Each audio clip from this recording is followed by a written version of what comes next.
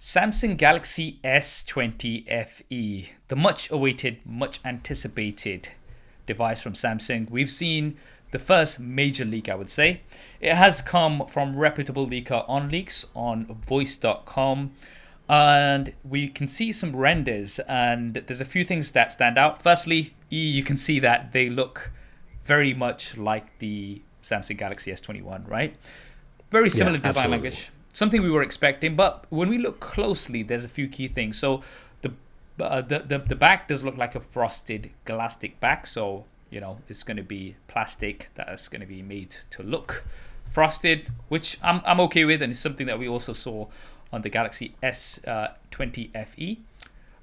Yeah. However, if we look at the camera module, although at first glance it looks quite a bit like the S21, looking closer, it doesn't link to the metal frame like the S21 does. So if we look at the S21, it's got the metal frame, and then the metal frame kind of extends out into the camera module. But if we look closely and zoom in, the renders show that this is just a separate back panel that is not linked to the frame, but it looks like, similar design language. So that's one thing that I've noticed right away. We've got a flat display as expected, 6.4 inches, so slightly larger than the 6.2 inches on the S21.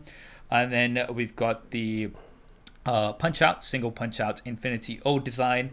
And then we've got the triple rear facing camera setup. Now, of course, we're going to have an ultra wide, a primary, as well as a telephoto, which is expected. However, as we saw the S20 versus the S20 FE last year, it's probably going to be a slight step down in terms of resolution, or the lenses might not be exactly the same to achieve that price point. The price is rumored to be, around that $700, maybe discounted to around $600, which makes it very appealing, doesn't it? Yeah, it does. I mean, they're following the same monk that they started off last year. And it's smart. I mean, it makes a lot of sense for Samsung to go that route.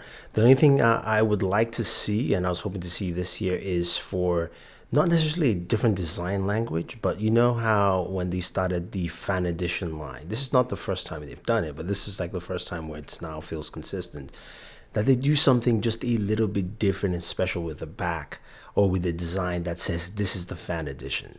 Just something, I don't know, whether it's a print, whether it's an FE in the corner, just something like that to kind of say, hey guys, we made this one for you. We brought all the best of the best and we kind of mixed it in together to give you this awesome package.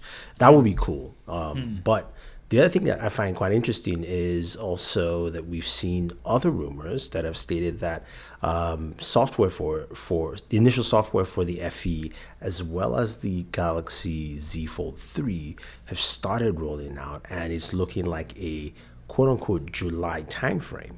Ooh. Which would make sense because we know there's no Galaxy Note coming out this year, right? Yeah, so I mean that would be a nice time as well to kind of drop, because I mean the S20 FE last year, it was so successful. We've talked about this before, but just looking at our videos and also the click-throughs and the affiliate sales, etc., people were very interested in the device, and it was very easy to recommend because previously if somebody asked me $600, I just literally friend of mine, Naz, who just messaged me a few days ago, and he's just like, hey, my cousin's looking for a phone around £500 to £600. I'm like, I didn't even have to think about it. I just said S20 FE, boom, right? Yeah, easy recommendation. And that's what it's going to be. I mean, these are early renders. This is the first sort of major leak that we've seen. Obviously, we'll see more information coming soon. But I mean, I can expect the usual stuff that we've got, such as wireless charging, fast charging. Maybe the charger won't be included in the box, actually. That's something that we don't know about yet. But considering that this is the route Samsung has taken, I would expect it not to include it. But that might bring down the price as well compared to last year.